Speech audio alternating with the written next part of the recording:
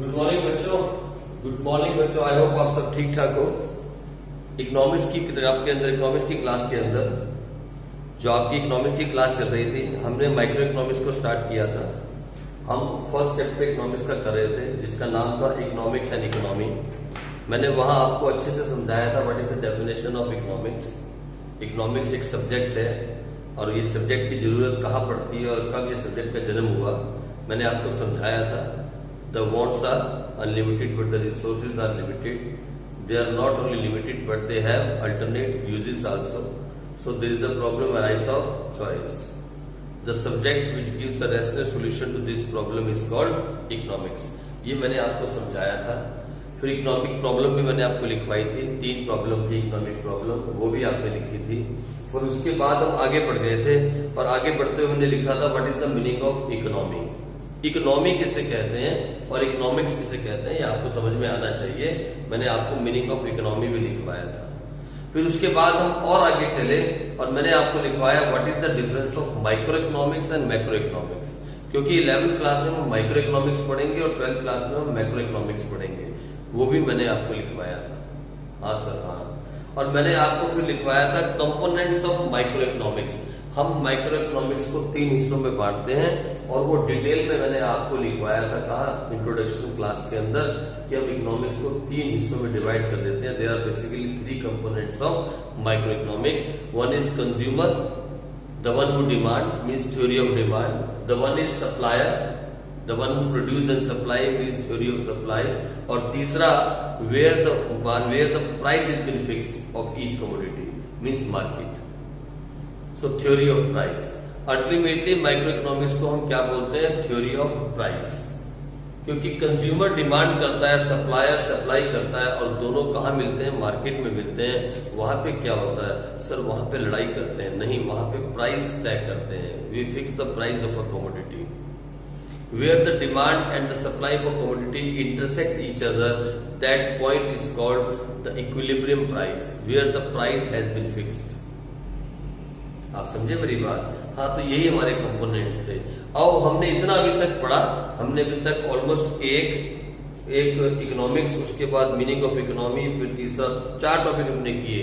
और 5th topic हम करें what are the components of macro economics. वैसे तो इसकी जरूरत यहाँ अभी नहीं है, लेकिन क्योंकि बुक में है इसलिए आपको मैं थोड़ा सा समझा दूं, क्योंकि यही आप पढ़ने वाले हो पूरी किताब में मैक्रो इकोनॉमिक्स में। तो फिर भी मैं आपको थोड़ा सा बता देता हूँ, ज्यादा डिटेल में जाने की जरूरत नहीं है।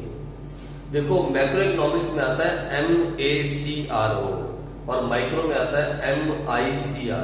दोनों में सिर्फ एक ही फर्क है, वहां I लगता है और यहाँ A। I stand for individual, एक इकाई, single unit, single customer, single producer, single market. पर जब हम मैक्रो की बात करते हैं, मैक्रो की, तो we say A stand for aggregate. Aggregate means the economy as a whole. पूरे देश की इकोनॉमी के बारे में पढ़ेंगे। पूरे देश के अंदर कितनी डिमांड है? Aggregate demand, aggregate supply. AD का मतलब है एग्रीगेट डिमांड। माइक्रो में आपने क्या पढ़ा?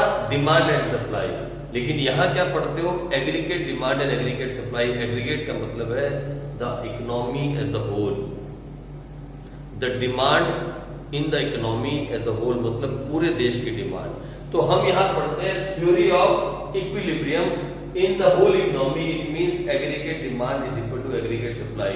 जब कभी भी इकोनॉमी के अंदर डिमांड और सप्लाई आपस में इक्वल हो जाए तो समझ लेना वो इकोनॉमी इक्विलिब्रियम में है। तो हम ये थ्योरी पढ़ेंगे। When the aggregate demand is equal to aggregate supply मतलब सबके पास रोजगार है, सबके पास आय के साधन है, सारे काम है। इसे बोलते हैं theory of income and employment. और इसे हम क्या बोलते हैं? Theory related to equilibrium in the whole economy. ठीक है जी, आओ आगे बढ़े। एक हम ये पढ़ने वाले हैं where aggregate demand is equal to aggregate supply. अभी नहीं, अगले साल, बस अभी तो इतना ही लिखना है। उसके बाद दूसरी हम क्या पढ़ते हैं? दूसरा हम पढ़ते हैं थ्योरी रिलेटेड टू डिसइक्विलिब्रियम।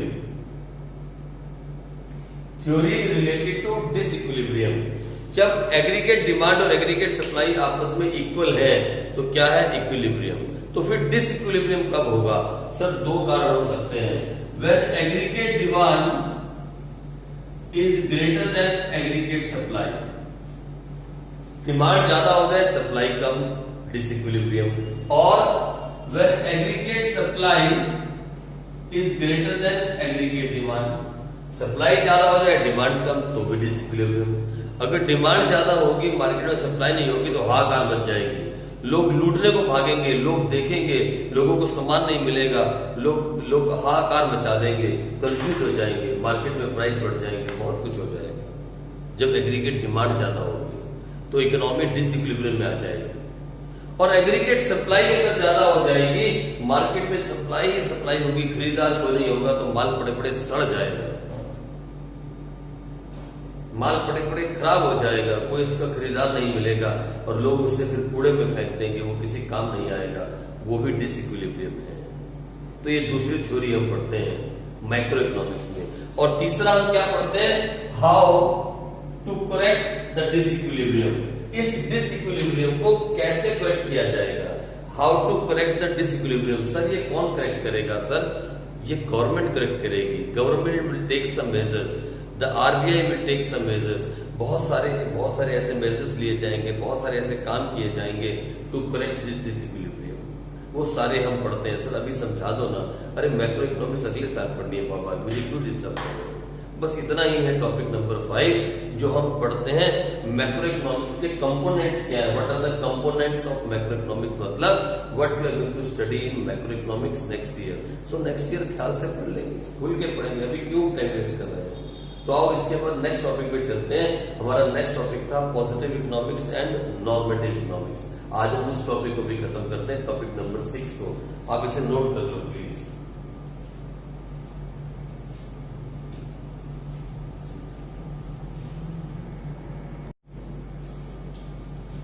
आज हम इसको खत्म करें, the positive economics and normative economics.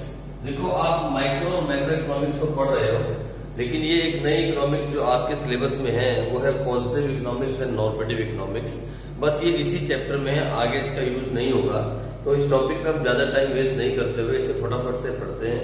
Positive economics वो इकोनॉमिक्स है जो बेस्ड है फिगर्स के ऊपर और फैक्ट्स के ऊपर।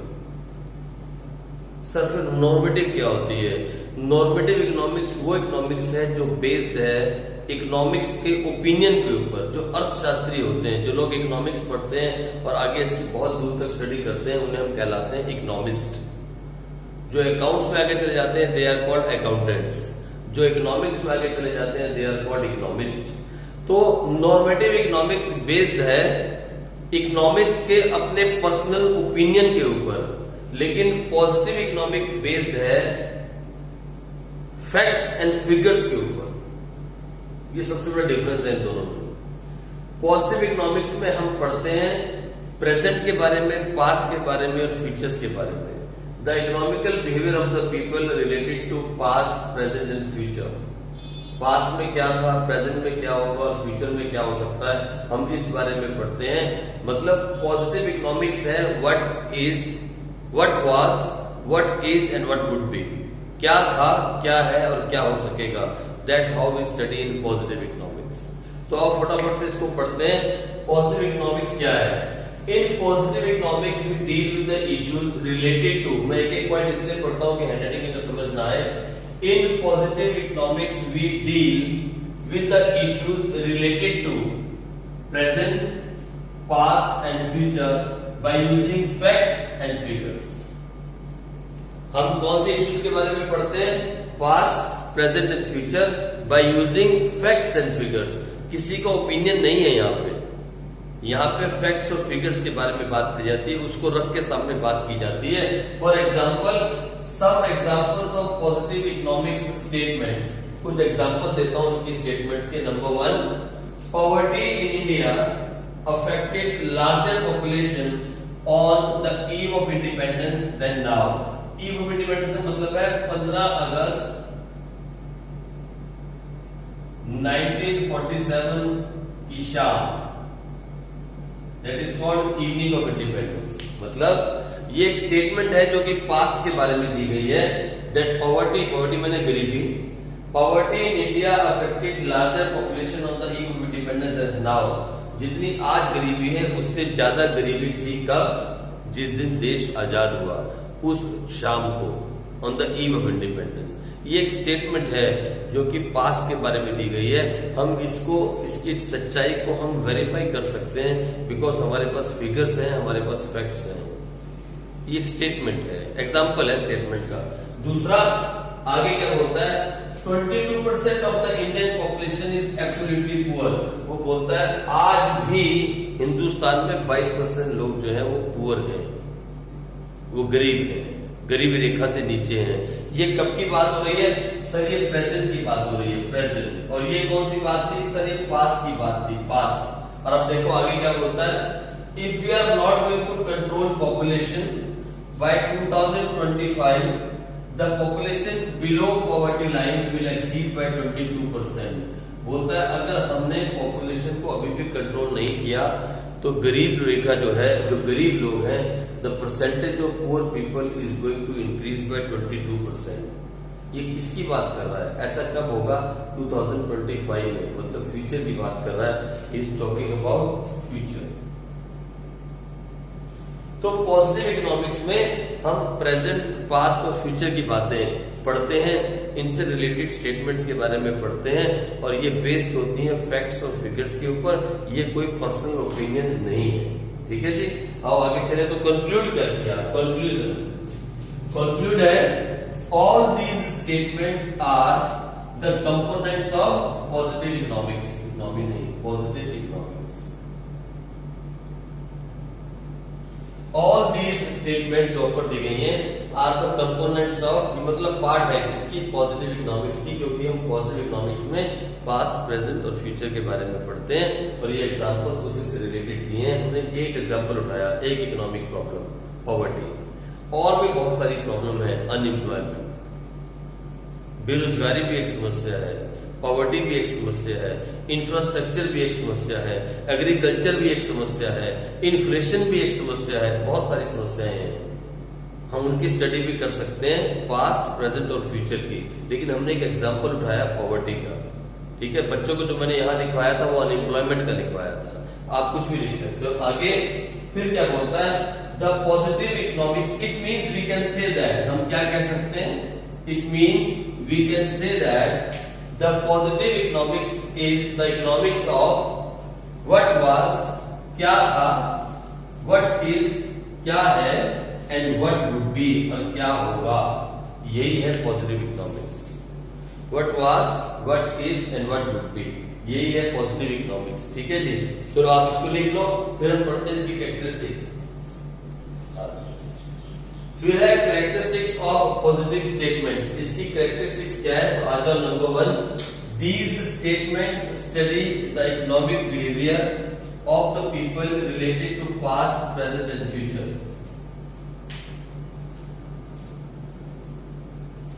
These statements study the economic behavior of the people related to past, present and future। वही जो बातें जो ऊपर की वही इसकी कैरेक्टरिस्टिक्स हैं, मतलब फीचर्स, मतलब एडवांटेजेस, कुछ भी कह सकते हो, एट्रीब्यूट्स। तो these statements study the economic behavior of the people related to past, present and future, same बात। दूसरा, these statements are based on facts and figures, वही बात हमने लिखी थी, these statements are based on facts and figures, same बात। तीसरा, these statements are verifiable for truth। Verifiable for truth का मतलब होता है कि कोई चीज जिसकी सच्चाई को आप वेरीफाई कर सको। ये स्टेटमेंट सच है या नहीं, इसे आप वेरीफाई कर सकते हो। मैंने ये नहीं कहा these are all the truths, but you can verify them because you have the figure somewhere where you can verify. कुछ चीज जो आप वेरीफाई कर सको वो क्या हो जाती है, वो आ जाती है पॉजिटिव इकोनॉमिक्स में। और last point, these statements do not reflect the judgement of economist. इसके अंदर इकोनॉमिस्ट की पर्सनल जजमेंट नहीं होती, यहाँ पे हम फैक्ट्स और फिगर्स की बात करते हैं, ठीक है जी। तो बच्चों आज आप यहीं तक करो, मैं कल अगली क्लास में आपको इस चैप्टर को खत्म कर दूंगा, जिसमें हम लिखेंगे रिगार्डिंग नॉर्मेटिव इकोनॉमिक्स क्या होती है, इसका एक पार्ट जो रह गया, और उसके बाद हम करेंगे टाइप्स ऑफ इकोनॉमी, कितने टाइप्स की इकोनॉमी होती है। उसके बारे में भी हम पढ़ेंगे और फिर इस चैप्टर को हम खत्म कर देंगे और हम चलेंगे सेकंड चैप्टर पे, जो है central problem of the economy. ठीक है बच्चों, आज के लिए इतना ही। आप यहाँ तक के नोट्स बनाओ, साथ साथ होमवर्क करते रहो, साथ साथ लर्निंग करते रहो। कोई बात समझ ना आए तो साथ साथ मुझे पूछते रहो। मैं व्हाट्सएप पे हर वक्त अवेलेबल हूँ, आप मुझसे बात कर सकते हो। ठीक है बच्चों, चलो कल मिलेंगे, तब तक के लिए बाय।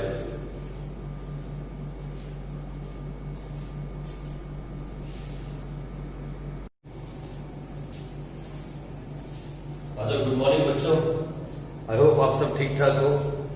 आज इकोनॉमिक्स की क्लास में, क्लास 11th की इकोनॉमिक्स की क्लास में, कल मैंने आपको जहां छोड़ा था, हम टॉपिक कर रहे थे what is the meaning of positive economics and what is the meaning of normative economics. कल जो हमने 2 टॉपिक खत्म किए थे वो थे components of macro economics and meaning of positive economics, और जो 2 टॉपिक रह गए वो थे meaning of normative economics and the types of economies. ये 2 टॉपिक रह गए। इस टोटल चैप्टर के अंदर हमने टॉपिक कवर किए।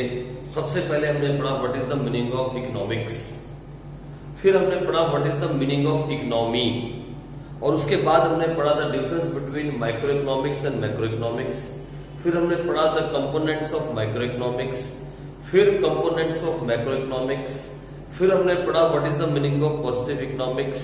अब हम पढ़ रहे हैं what is the meaning of normative economics, और लास्ट टॉपिक हम पढ़ेंगे the types of economies. Total 7 topic हम इस चैप्टर में करेंगे, और आज हम इस चैप्टर को खत्म करेंगे, और कल से हम पढ़ेंगे central problem of an economy, जहां से रियल में आपकी पढ़ाई स्टार्ट होने वाली है। हम यहां से पढ़ने वाले, क्योंकि ये इंट्रोडक्शन थी, ये तो ऑलमोस्ट अब खत्म हो गई। तो आओ मैं आपको समझाऊं। मैंने पॉजिटिव इकोनॉमिक्स में कल आपको समझाया था that economics which is based on facts and figures, where we can verify the truth. The statements given in a positive economics can be verified for truth. They are truth or not, I am not saying they are truth, but we can verify them because they are based on facts and figures. There is no opinion of an economist involved in those statements. Those statements are based on facts and figures. Positive economics says we study as what was, what is and what would be. Means what was the problem, what is the problem at present, and if we don't solve it, what would be the problem in future. That what we study in positive economics. When it's come to normative economics, now let's start with normative economics. Normative economics deal with opinions of the economists related to economic problem. आप please इसे note करो। Normative economics deal with opinions of the economists related to economic problem. Opinions of the economist. You know, जो लोग economics पढ़ते हैं आगे जाके economics में और स्टडी करते हैं वो इकोनॉमिस्ट बन जाते हैं। मैंने कल आपको कहा था। तो नॉर्मेटिव इकोनॉमिक्स के अंदर हम जो भी पढ़ते हैं वो उनका ओपिनियन होता है, it is their personal opinion. और आपको मालूम है ओपिनियन तो डिफरेंट हो सकते हैं एक प्रॉब्लम के ऊपर। अगर घर में भी कोई छोटी सी प्रॉब्लम आ जाए और 4 लोग बैठे हो तो 4 का डिफरेंट ओपिनियन हो सकता है। तो नॉर्मेटिव इकोनॉमिक्स में we study the opinions of economist for economic problem, related to economic problem. ठीक है जी। अब कोई एक एग्जांपल, तो some examples of normative statements. ये कैसे स्टेटमेंट्स हैं? तो हमने एक स्कीम उठाई, गवर्नमेंट की एक स्कीम को उठाया, वो स्कीम है मनरेगा। आपने भी शायद इसका नाम टीवी पे सुना होगा। मनरेगा एक स्कीम है, उसके बारे में इकोनॉमिस्ट के क्या क्या ओपिनियन थे जब ये स्कीम गवर्नमेंट ने स्टार्ट की थी for the poor people in rural areas, गांव के एरिया के अंदर। ये एक स्कीम गवर्नमेंट ने स्टार्ट की थी जिसका नाम था मनरेगा। इसमें जी साइलेंट है, बेसिकली ये है MGNREGA, मनरेगा। हम इसे पढ़ते हैं एम से बाद सीधा एन, मनरेगा। वैसे टोटल है MGNREGA, मनरेगा। यह है Mahatma Gandhi national rural employment guarantee scheme. ये पूरी स्कीम है महात्मा गांधी नेशनल, क्या स्कीम है ये? Mahatma Gandhi national rural employment guarantee scheme. ये स्कीम है। इस स्कीम के अंतर्गत, ये स्कीम 2005 में आई थी। कब आई थी सर? 2005। इस स्कीम के अंतर्गत जो रूरल एरिया में, गांव के एरिया में जो यूथ है, जो अनएम्प्लॉयमेंट लोग हैं, अनएम्प्लॉयमेंट मतलब बेरोजगार जो लोग हैं, उन्हें कम से कम गारंटी दी गई थी 100 days of job in year. एक साल में कम से कम 100 दिन के जॉब की गारंटी दी गई थी। ये स्कीम है। हम स्कीम के बारे में नहीं पढ़ रहे हैं। We are not studying about this scheme, we are studying about the opinions of economist regarding this scheme. Are you getting me? What was the opinion of the economists? Different opinions of different economists regarding the scheme. कैसे कैसे वो different हो सकते हैं, मैं आपको example दे रहा हूं।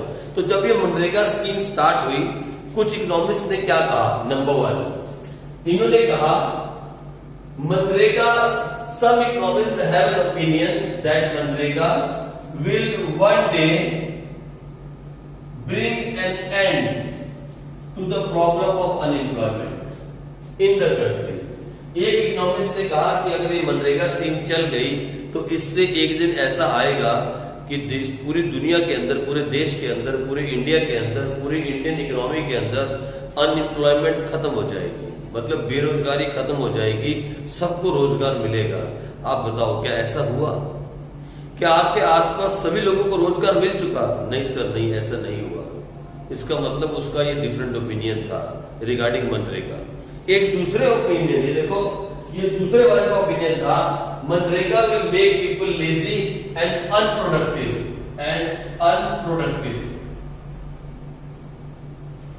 इसने कहा कि जब लोगों को बैठे बिठाए 100 दिन रोजगार मिलेगा तो फिर वो नौकरी ढूंढने के लिए यहां वहां नहीं जाएंगे, वो मेहनत नहीं करेंगे, वो कुछ प्रोडक्शन नहीं करेंगे, वो कुछ और अच्छा नहीं करना चाहेंगे, वो लेजी हो जाएंगे और अनप्रोडक्टिव हो जाएंगे। क्या ऐसा हुआ? हाँ, कुछ हद तक हुआ भी सही, पर पूरा नहीं। तो ये भी एक ओपिनियन था रिगार्डिंग अ स्कीम। हम स्कीम के बारे में नहीं पढ़ रहे हैं, हम इस मनरेगा के बारे में नहीं पढ़ रहे हैं। हम तो पढ़ रहे हैं कि कोई भी जब देश में स्कीम आती है या कोई भी गवर्नमेंट कोई पॉलिसी लाती है गरीबों के लिए या दूसरों के लिए, तो उसके ऊपर इकोनॉमिक्स की क्या डिफरेंट राय होती है। That what we study in normative economics. आई मेरी बात समझ? आ जाओ। तीसरी, मनरेगा uses tax payers money and therefore we must stop it. एक ने कहा कि मनरेगा के अंदर टैक्स पेयर्स, जो लोग हम टैक्स भरते हैं ना, गवर्नमेंट उसी से स्कीम लेके आती है, उसी का पैसा यूज करती है। तो एक ने कहा कि मनरेगा जो है वो टैक्स पेयर के पैसे को यूज करती है, we must stop it. Why we are giving someone forcefully a job of 100 days? Why don't they go and look for jobs like others? Why we are helping them? तो एक economist ने ऐसा भी पूछा। ये उसकी ओपिनियन है, उसकी राय है। चौथा, MNREGA should not be continue unless it ensures assets creation in the country. मतलब मनरेगा चले कोई प्रॉब्लम नहीं, लेकिन कुछ अच्छा बनना चाहिए, कुछ असेट्स क्रिएशन होनी चाहिए।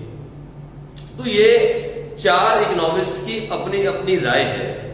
It is their opinion and that's how we study the opinions of economist related to economic problem in normative economics.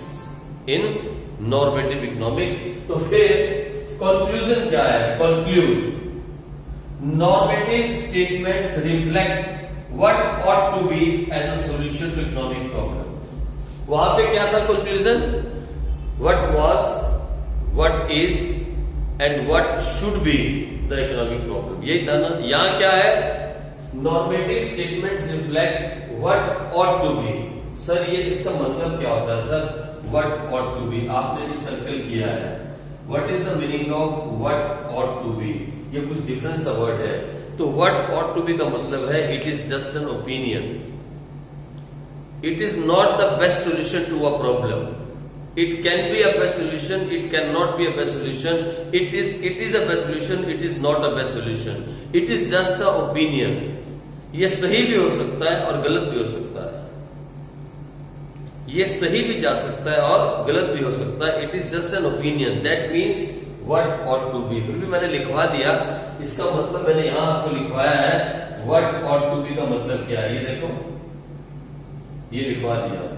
What ought to be is just an opinion of an individual। Need not to be the best solution of an economic problem. ये just एक आदमी का opinion है। वो आदमी कौन है? Economist. वो बेस्ट सोल्यूशन हो भी सकता है और नहीं भी हो सकता।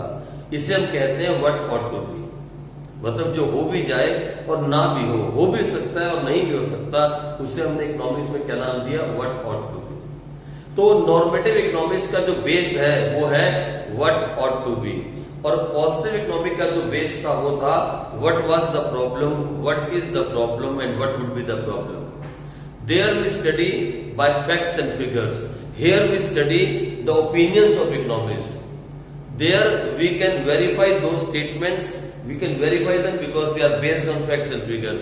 Here we cannot verify them because they are based on opinions. अरे भाई मेरा ओपिनियन है बारिश होगी, मेरा ऐसा मानना है कि बहुत अच्छा हो जाएगा। अब नहीं हुई तो मैं क्या करूं? अब कहां से उसको वेरीफाई करूंगा? मैं ऐसा मानता हूं कि सबको नौकरी दे दी जाए, उससे देश का भला हो जाएगा। अब नहीं मिली सबको तो मेरी क्या गलती? मेरा ओपिनियन है, दैट इज माई ओपिनियन। हम वेरीफाई नहीं कर सकते।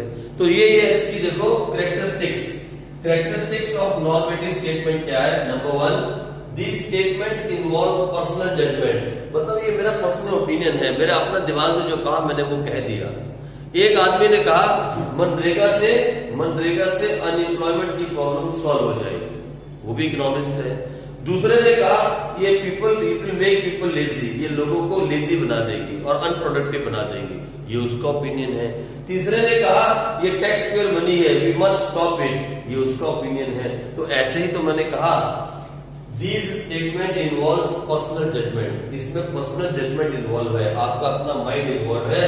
These are not based on facts and figures, you can not verify them. दूसरा, these statements leads to controversies, जब आप अपना ओपिनियन दोगे एज अ इकोनॉमिस्ट, मैं अपना ओपिनियन दूंगा एज अ इकोनॉमिस्ट, कोई तीसरा अपना ओपिनियन देगा एज अ इकोनॉमिस्ट, और वो सबका ओपिनियन डिफरेंट है, तो कंट्रोवर्सी तो होगी, डिबेट तो होगी,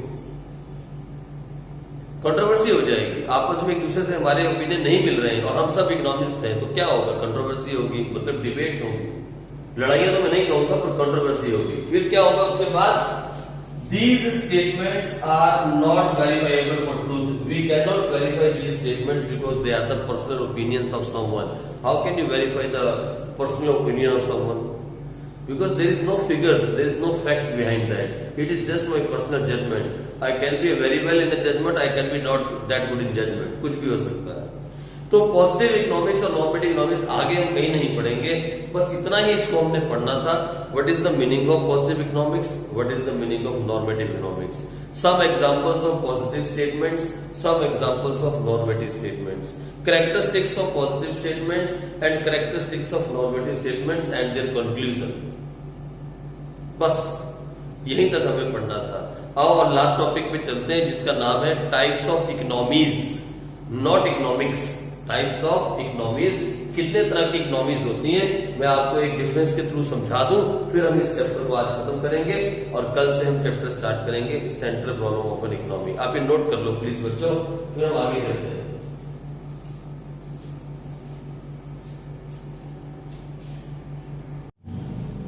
हेलो, इस चैप्टर के लास्ट टॉपिक पे चले।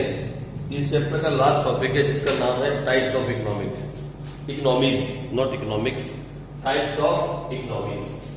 देखो, जब हम इकोनॉमीज की बात करते हैं तो हम जानते हैं what is the meaning of economy.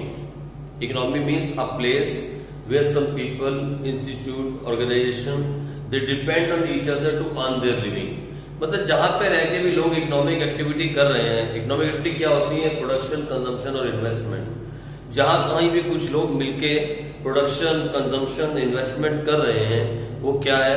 वो इस देश की इकोनॉमी है। जैसे इंडिया में सब कुछ हो रहा है, लोग प्रोड्यूस भी कर रहे हैं, कंज्यूम भी कर रहे हैं, इन्वेस्ट भी कर रहे हैं, तो हम पढ़ेंगे इंडियन इकोनॉमी। चाइना में जाएंगे तो पढ़ेंगे चाइनीज इकोनॉमी, अमेरिका में चले जाएंगे तो पढ़ेंगे अमेरिकन इकोनॉमी। ठीक है जी, तो इसका ये तो हो गया इकोनॉमी का मतलब। ये कितने तरह की होती हैं? ये 3 तरह की होती हैं। There are 3 types. पहली है सोशलिस्ट इकोनॉमी, या उसे बोलते हैं कंट्रोल्ड इकोनॉमी, या उसे बोलते हैं सेंट्रली प्लान्ड इकोनॉमी, जिसे गवर्नमेंट कंट्रोल करती है। The economy which is controlled by the government और controlled by the agency of government, मतलब या सेंट्रल एजेंसी ऑफ गवर्नमेंट। कोई गवर्नमेंट की एजेंसी या गवर्नमेंट जिसे कंट्रोल करे, उस इकोनॉमी को हम कहते हैं कंट्रोल्ड इकोनॉमी। कोई एक एग्जांपल दिमाग में सोचो या जहां सब कुछ गवर्नमेंट करती है, और अभी रिसेंटली उस देश का नाम बहुत ज्यादा आ रहा है जहां से कोरोना निकला था, आपको याद है? ये कोरोना जो आपको हमें परेशान कर रहा है, उस देश की इकोनॉमी को कंट्रोल कौन करता है? गवर्नमेंट करती है। वहां कुछ भी प्रोडक्शन होगी गवर्नमेंट डिसाइड करेगी, वहां चीजों का प्राइस क्या होगा गवर्नमेंट डिसाइड करेगी, क्या प्रोड्यूस किया जाएगा गवर्नमेंट डिसाइड करेगी, जो कुछ भी है वो गवर्नमेंट डिसाइड करेगी, चाइनीज गवर्नमेंट डिसाइड करेगी। और चाइना की economy is the best example of controlled economy. तो आप लिख सकते हो कंट्रोल्ड इकोनॉमी के यहाँ पे चाइना। वैसे तो ये नाम मैं अपने ब्लैक बोर्ड पे लिखना भी नहीं चाहता, पर मैं क्या करूं, मैं मजबूर हूं, मुझे तो आपको पढ़ाना तो पड़ेगा। साउथ कोरिया भी है, नॉर्थ कोरिया भी है, वहां भी आप लिख सकते हो। ये सारी इकोनॉमी जो है जहां तानाशाही है, वो सारी इकोनॉमीज क्या है? ये सारी की सारी कंट्रोल्ड इकोनॉमीज है। आई मेरी बात समझ? हाँ सर, हाँ समझ आ गई। ये चाइना का नाम दिल से लिखना नहीं चाहता था। I really hate China now, I don't know why, मुझे समझ में नहीं आता क्यों, पर मुझे चाइनीज और चाइना से बहुत नफरत हो गई है। कैसे कोई एक देश पूरे सभी देशों की इकोनॉमी को बर्बाद करने के लिए एक इतना बड़ा वायरस दुनिया में पैदा कर सकता है जिससे जितनी दुनिया मर जाए? I don't know why. कैसी भूख है ये जो कभी शांत नहीं हो रही? तो ये वो चाइनीज इकोनॉमी से विच is controlled by the government. Sir दूसरी इकोनॉमी कौन सी होती है? दूसरी होती है फ्री इकोनॉमी और मार्केट इकोनॉमी। यू नो, इस इकोनॉमी में मार्केट फोर्सेस का राज चलता है। सर ये मार्केट फोर्सेस क्या होती हैं? Demand and supply. Sir demand कौन करता है? कंज्यूमर। और सर सप्लाई प्रोड्यूसर। जहां पे कंज्यूमर और प्रोड्यूसर तय करेंगे कि प्राइस क्या होगा, जहां पे डिमांड और सप्लाई तय करेगी प्राइस क्या होगा, जहां कोई गवर्नमेंट का कंट्रोल नहीं होगा, जहां कैपिटलिस्ट का कंट्रोल होगा। कैपिटलिस्ट मतलब पूंजीपति, जो लोग पैसा लगाते हैं, जो बिजनेस करते हैं, उनका कंट्रोल हो जाएगा। वही प्राइस तय करेंगे, वही प्रोडक्शन तय करेंगे, वही सब कुछ डिसाइड करेंगे। उस इकोनॉमी को बोला जाता है फ्री इकोनॉमी, या उसे बोला जाता है कौन सी? Market economy. या इसे हम कह सकते हैं कौन सी इकोनॉमी? इसे हम कह सकते हैं कैपिटलिस्ट इकोनॉमी। इसे भी हम क्या कह सकते हैं? कंट्रोल्ड इकोनॉमी, या सेंट्रली प्लान्ड इकोनॉमी, या सोशलिस्ट इकोनॉमी। और इसे हम क्या बोलते हैं? Capitalist economy. फ्री इकोनॉमी का एग्जांपल लेना हो तो आप देख सकते हो, पता है कौन सा देश? बोलो ना, एक देश बोलो। Sir America. America is the best example of free economy. वहां गवर्नमेंट का बिल्कुल इंटरफेयर नहीं है when it's come to the determination of price. वहां पुअर लोगों के लिए क्या प्राइस होगा, अमीरों के लिए, ये सब वहां नहीं चलता।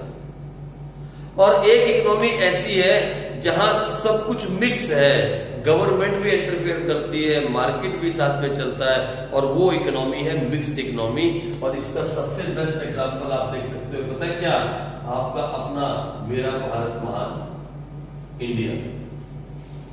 The economy of India is the best example of mixed economy. यहाँ पे सब कुछ मार्केट तय नहीं करता, कुछ जरूरी सामान ऐसा है जिसे गवर्नमेंट तय करती है, जैसे कि प्राइस ऑफ आटा, दाल, चीनी, चावल, घी। इनका प्राइस पता है कौन तय करता है? गवर्नमेंट तय करती है। Government decide the price. लेकिन बाकी बहुत सारी चीजें हैं जिनका प्राइस मार्केट फोर्सेस तय करती हैं। तो दोनों मिक्सअप हो गए, क्या बन गया? Mixed economy. ये वाली और ये वाली मिक्स हो गई, मिक्स जूसर में, और क्या बन गई? इंडियन इकोनॉमी, मतलब मिक्स्ड इकोनॉमी। तो Indian economy is the mixed economy, mixed economy. ये क्वेश्चन पूछ सकते हैं पेपर में 1 मार्क्स में। आई मेरी बात समझ? हाँ सर, आ गई समझ। तो ये 3 तरह की इकोनॉमी है। एक कंट्रोल्ड, जहां पे गवर्नमेंट का कंट्रोल है। दूसरी फ्री, जहां पे मार्केट डिसाइड करेगा। तीसरी मिक्स्ड, जहां पे मार्केट भी है और गवर्नमेंट रेगुलेट भी करेगी। कहीं ना कहीं गवर्नमेंट इंटरफेयर करती रहती है। अभी देखो ना, अभी पीछे वीट का सीजन आया, गेहूं कटी, तो गेहूं का प्राइस किसने तय किया? Government.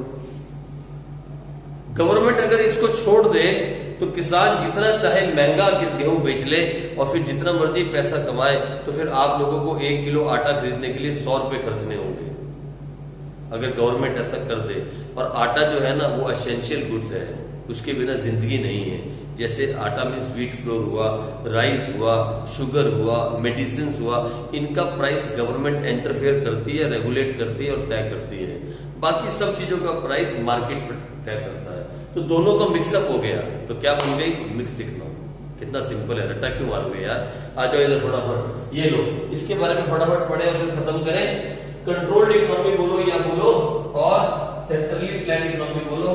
In this economy the economic activities are controlled bye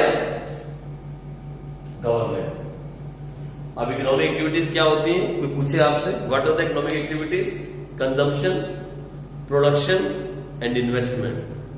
खाना, बनाना और बचाना। Consumption, production and investment are the economic activities. आई मेरी बात समझ में आपको? जो सारी इकोनॉमिक एक्टिविटीज को कौन कंट्रोल करेगा? गवर्नमेंट कंट्रोल करेगा।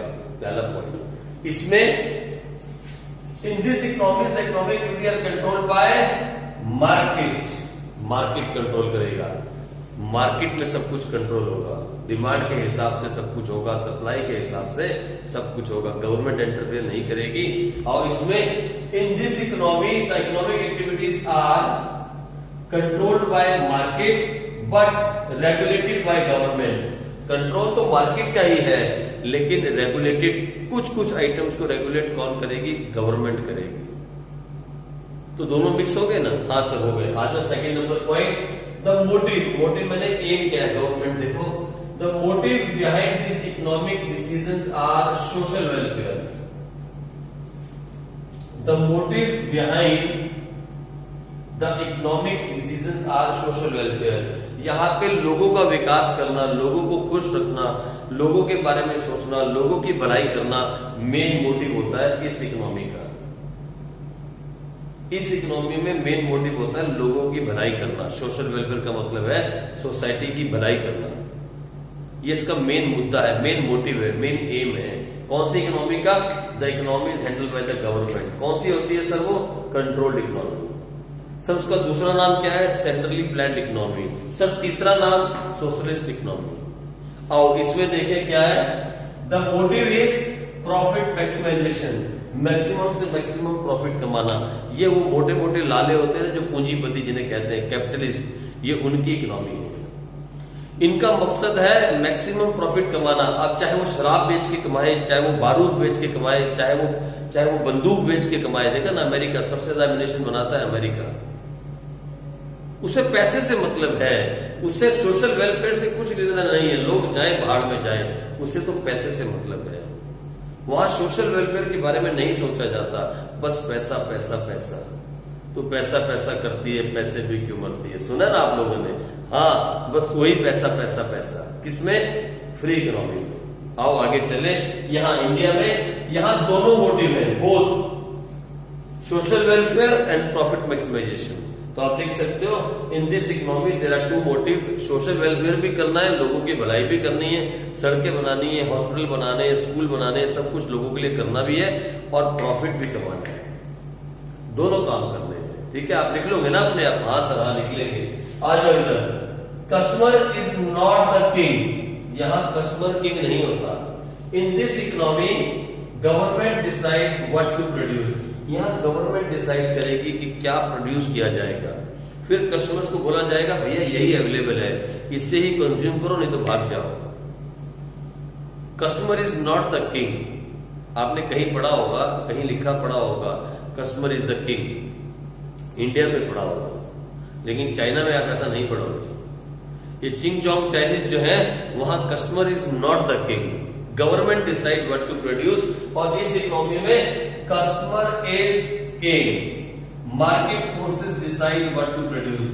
जैसी जैसी डिमांड आएगी वैसी वैसी प्रोडक्शन की जाएगी। The production will be done according to the demand of the consumer.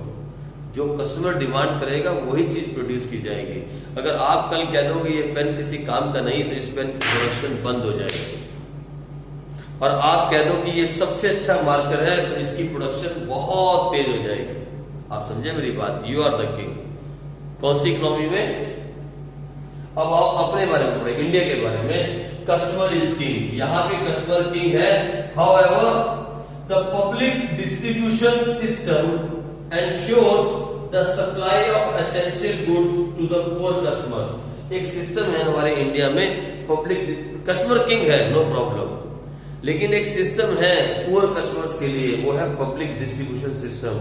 Sir हमें आज तक नहीं पता ये होता क्या है। आपने कभी राशन की दुकानें देखी हैं, राशन शॉप्स, जहां पे गरीब लोगों को 1 रुपए किलो में आटा, 2 रुपए किलो में चावल दिए जाते हैं, that is called public distribution system. Government बोलती है कस्टमर ही किंग है, कस्टमर के हिसाब से प्रोडक्शन होगी, लेकिन पुअर लोगों के लिए एक सिस्टम बना दिया गया ताकि वो भी भूखे ना मर जाए, that is called public distribution system, means rationing system. ठीक है, आ जाओ आगे बढ़ते हैं। Most resources are controlled by government. यहाँ जितने भी रिसोर्सेज हैं, सर ये रिसोर्सेज क्या होते हैं? अरे जिनको यूज करके आप प्रोडक्शन करते हो, रिसोर्सेज सारे, लैंड भी एक रिसोर्स है, वाटर भी एक रिसोर्स है, रॉ मटेरियल भी एक रिसोर्स है, लेबर भी एक रिसोर्स है, कैपिटल भी एक रिसोर्स है, प्रॉफिट भी एक रिसोर्स है। ये सब रिसोर्सेज कौन कंट्रोल करता है? गवर्नमेंट। यहां कंट्रोल्ड बाय पीपल, मतलब मार्केट में कौन है? लोग। कौन से लोग? ये कैपिटलिस्ट, बड़े बड़े लोग, ये कंट्रोल करते हैं। और यहां both controlled by government and controlled by people. लिख लोगे अपने आप? हाँ सर। प्राइस इज डिटरमाइंड, मैंने फिक्स्ड बाय गवर्नमेंट। किसी भी चीज का प्राइस कैसे डिटरमाइन होता है? गवर्नमेंट करती है। कभी आपने दिमाग में सोचा है कि जब आप ये पेन मार्केट में लेने जाते हो, ये पेन आपको 15 रुपए का मिलता है या 10 रुपए का मिलता है, कहीं 20 रुपए का मिलता है, ये मार्केट में ये प्राइस फिक्स कौन करता है? क्या वहां कहीं ऊपर से आवाज आती है, ब्रह्मा जी बोलते हैं 10 रुपए और ये पेन 10 का हो गया? ऐसा नहीं होता।